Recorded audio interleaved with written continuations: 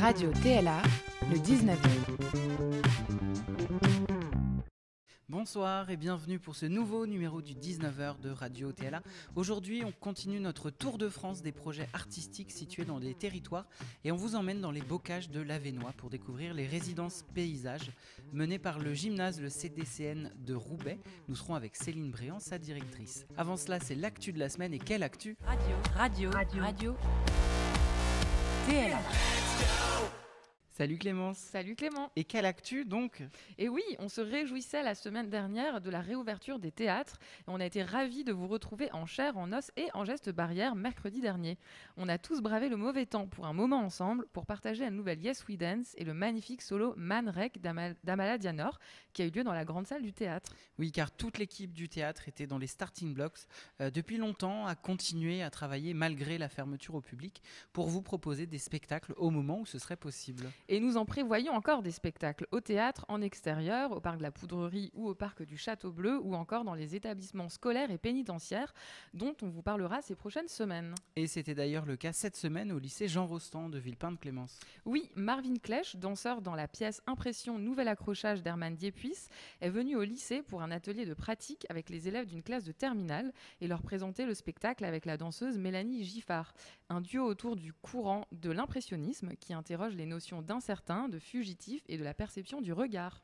Et ce sera une pièce à retrouver la saison prochaine au TLA et cet été à la Belle Seine-Saint-Denis à Avignon. Sylvain Prunonec était également présent sur le territoire toute cette semaine. Il est intervenu auprès de l'école André Malraux et du collège Pablo Neruda de Tremblay en France pour la fin des ateliers du projet Constellation. Jeudi, tous les participants à ce projet se sont retrouvés au CND, le Centre national de la danse à Pantin, pour se rencontrer et échanger. Pour rappel, il s'agissait d'un projet de médiation initié par le CND qui explore et questionne le corps par une approche poétique, sensorielle et expérimentale avec des enfants et des adolescents provenant des écoles et de structures sanitaires de la Seine-Saint-Denis. Et on retrouvera Sylvain Prunonec demain samedi au parc de la Poudrerie pour présenter Underground Graminé. C'est à 16h et il reste des places et vous pouvez réserver sur notre site. Et enfin, les différents ateliers menés par Mélina Boubetra au collège Gérard-Philippe d'Aulnay-sous-Bois et au collège du Parc des Tourelles, ainsi que ceux menés par Elsa Morino de la compagnie Hors Série au lycée Hélène Boucher de Tremblay en France autour du spectacle Yélel, ont continué cette semaine. C'était aussi le cas de Philippe Laurenzo, venu à Tremblay et à Sevran pour continuer à travailler autour des danses traditionnelles et leur restitution, notamment avec les élèves du Conservatoire de Sevran. Et nous aurons le plaisir d'accueillir la pièce Goual de Philippe Laurenzo et Regma de Mélina Boubetra la saison prochaine ici au TLA. Et la compagnie Les Porteurs d'Ombre de Dominique Brun a proposé un atelier du regard avec l'école Curie de Tremblay en France ce vendredi. Au programme, introduction et présentation de la pièce Le poids des choses et Pierre et le loup, ainsi qu'une répétition en vue de CQFD qui aura lieu la semaine prochaine.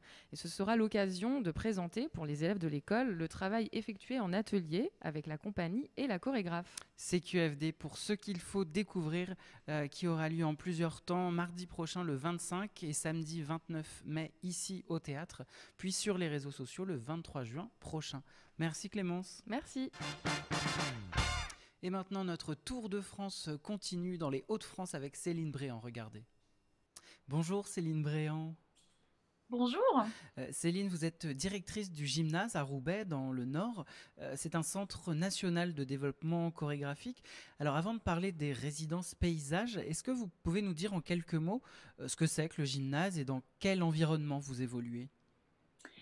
Alors donc le gymnase, comme vous l'avez dit, c'est un centre de développement chorégraphique national. Donc c'est l'un des 13 centres de développement chorégraphique nationaux qui sont installés sur le territoire et dans les Outre-mer. Et donc les CDCN sont, à la différence des CCN, dirigés par des non-artistes et donc œuvrent chacun à leur endroit au déploiement du secteur, au soutien, au déploiement du secteur chorégraphique. Moi, j'aime bien dire qu'au gymnase en particulier, on est vraiment un maillon qui vient relier le soutien aux artistes et l'accompagnement des publics et des populations dans le champ chorégraphique. Donc à ce titre, on fait plein de choses de façon assez, j'ai envie de dire, attendue ou classique sur la question du soutien aux artistes via des résidences, des coproductions, et puis à travers la diffusion, évidemment. Et la diffusion, chez nous, elle se déploie plus sous la forme de temps forts. On a deux gros temps forts que le gymnase porte, les Petits Pas, qui sont un festival pour le jeune public, qui a été un festival pionnier, puisque ça a été le premier festival spécifiquement danse et spécifiquement jeune public créé en France. Et puis le Grand Bain, qui est un festival qui existe depuis 8 ans maintenant, et qui se déploie sur toute la région des Hauts-de-France, et qui, voilà, dont le sous-titre est une immersion dans le paysage chorégraphique, donc qui a vocation plutôt à montrer toute la diversité de la danse aujourd'hui. Et puis, à côté de tout cela, l'accompagnement des publics et des populations, qui est un endroit très fortement investi par les CDCN et par le gymnase en particulier depuis très très longtemps. Puisque sur une année type, alors là ça fait quelque temps que les années type sont un peu de l'histoire ancienne, j'ai envie de dire, mais jusqu'ici on déploie à peu près 1500 à 1500 heures d'action sur notre territoire et au-delà, et on travaille avec une centaine de partenaires sur tout le territoire des Hauts-de-France. Vous me demandiez dans quel environnement j'évolue. On est évidemment dans une grande métropole, qui est la métropole lilloise, mais aussi on est dans une région qui est extrêmement maillée sur le plan culturel. Donc on évolue dans un territoire qui est à la fois voilà, très maillé, avec beaucoup de structures culturelles sur tout le territoire, mais aussi avec des endroits de ruralité forte.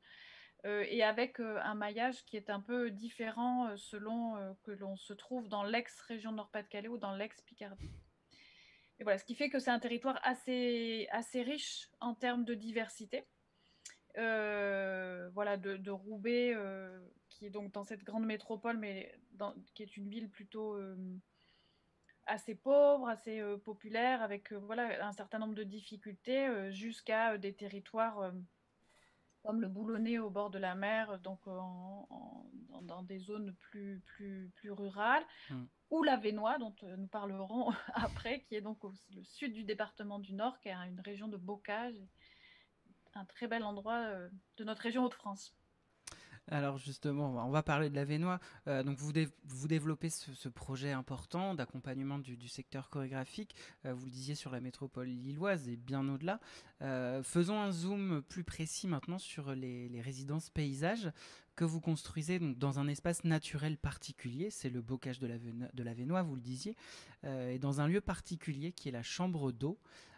Pourquoi ces lieux et que vont y trouver les artistes ? Alors, d'abord peut-être dire que donc, dans le cadre de nos accompagnements autour de résidences, on a souhaité en effet il y a quelques années déjà développer des résidences, ce qu'on appelle des résidences partagées. Donc qui sont des résidences, parce qu'on est dans une forte, vous l'aurez compris, une forte politique collaborative au gymnase et avec les acteurs de la région et au-delà.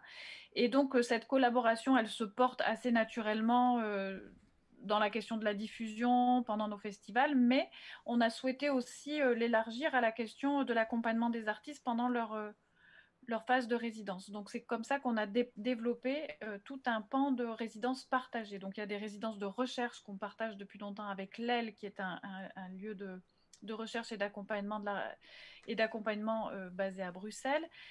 Et on déploie tout un certain nombre de résidences partagées, et nous déployons donc depuis 2 ou 3 ans maintenant des résidences paysages avec notre partenaire de la Chambre d'eau. Alors pourquoi la Chambre d'eau ?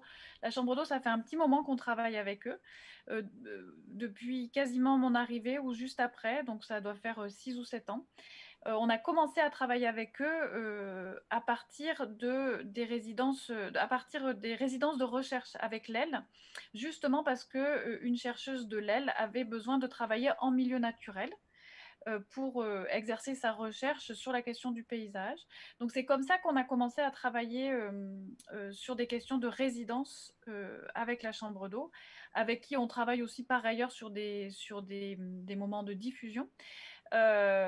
Et donc, on a voulu aller plus loin parce qu'il se trouvait que depuis quelques années, moi, je recevais des demandes très spécifiques de chorégraphes qui souhaitaient soit réfléchir à des sujets, soit créer des formes pour l'in situ et pour le paysage, qui faisaient que Roubaix était évidemment pas le bon endroit pour eux. Et donc, c'est comme ça qu'on a eu... et puis qu'on s'est retrouvé avec la chambre d'eau à faire le constat que parfois, on recevait des demandes de résidence dans nos 2 lieux parce que c'était des résidences chorégraphiques, mais qui avaient besoin de travailler sur la question du paysage. Donc, c'est comme ça qu'on a croisé d'abord ces envies de travailler sur ces endroits et puis les demandes qui nous parvenaient. Et donc, peu à peu, on a effectivement ouvert cette question des résidences paysages qu'on va encore améliorer parce qu'on en est un peu au balbutiement en essayant de mettre en œuvre maintenant un appel à projet qui soit spécifique sur ces questions-là. Et donc, les artistes viennent pour 2 raisons, soit parce que leur sujet de recherche leur demande d'être au contact de la nature, soit parce qu'ils veulent créer une pièce spécifiquement, qui se montre spécifiquement dans la nature. Et à ce moment-là, évidemment, que la chambre d'eau est complètement adaptée. Alors justement, parlons de projets dans la nature. Autour du travail de la chorégraphe Vania Vano, elle intègre dans cette résidence paysage à la chambre d'eau, sur le travail sur sa pièce Nebula. Justement, son travail est très lié à la matière et à l'environnement. Comment elle peut se nourrir de ces paysages dans son passage et sa démarche artistique ?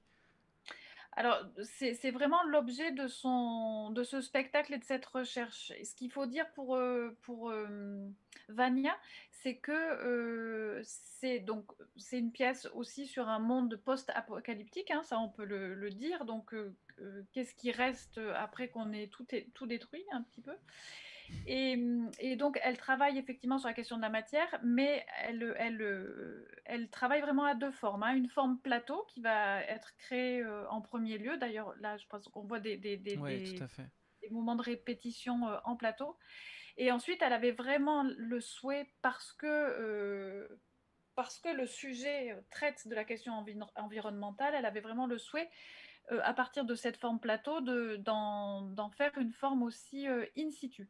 Et donc, c'est là, sur l'endroit de l'in situ, qu'on vient agir, nous, auprès de Vania, en lui permettant cette résidence dans la nature, qui lui permettra donc d'adapter ces matériaux et peut-être de les enrichir aussi de sa recherche dans la nature, pour créer cette pièce spécifique pour l'in situ. Merci beaucoup Céline Bréant d'avoir répondu à nos questions.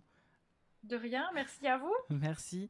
Et on a vu des images de ces projets. On retrouve le lien dans la description et on retrouve toute l'activité du gymnase sur le site gymnase-cdcn.com. C'est la fin de ce 19h. Un grand merci à Céline Bréant. Et la semaine prochaine, nouveau voyage avec Herman Diepuis. On vous emmènera dans les marais du Cotentin. On vous donne rendez-vous demain 16h au Parc de la Poudrerie pour Underground Graminées de Sylvain Prunenec. Vous pouvez réserver vos places sur notre site et découvrir les autres spectacles de la belle saison à la Poudrerie. À demain 16h.